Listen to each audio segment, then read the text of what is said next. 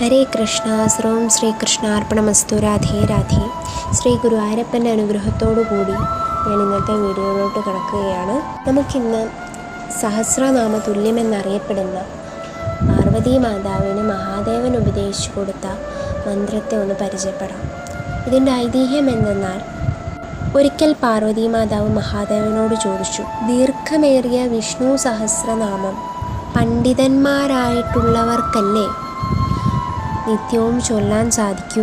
സാധാരണക്കാർക്ക് നിത്യവും ചൊല്ലാൻ ബുദ്ധിമുട്ടല്ലേ? വിഷ്ണു സഹസ്രനാമ ജപ പുണ്യം സാധാരണക്കാർക്ക് കൂടി ലഭ്യമാകുന്നതെങ്ങനെ എന്ന് പാർവതീ മാതാവ് ചോദിച്ചു. അതിന് ഉള്ള മഹാദേവൻ്റെ മറുപടിയാണ് ഈ മന്ത്രം.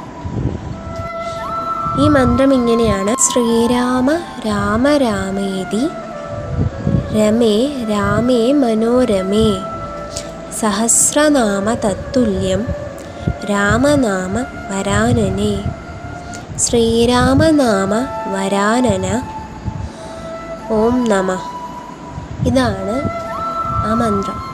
അപ്പം ഇത് നിത്യവും ജപിക്കുന്നതിലൂടെ വിഷ്ണു സഹസ്രനാമം മുഴുവൻ ജപിച്ച ഫലം കിട്ടും. നിത്യവും 3 തവണ ജപിച്ചാൽ വിഷ്ണു സഹസ്രനാമം മുഴുവൻ വായിച്ച ഫലം ലഭിക്കും. രാധേ രാധേ.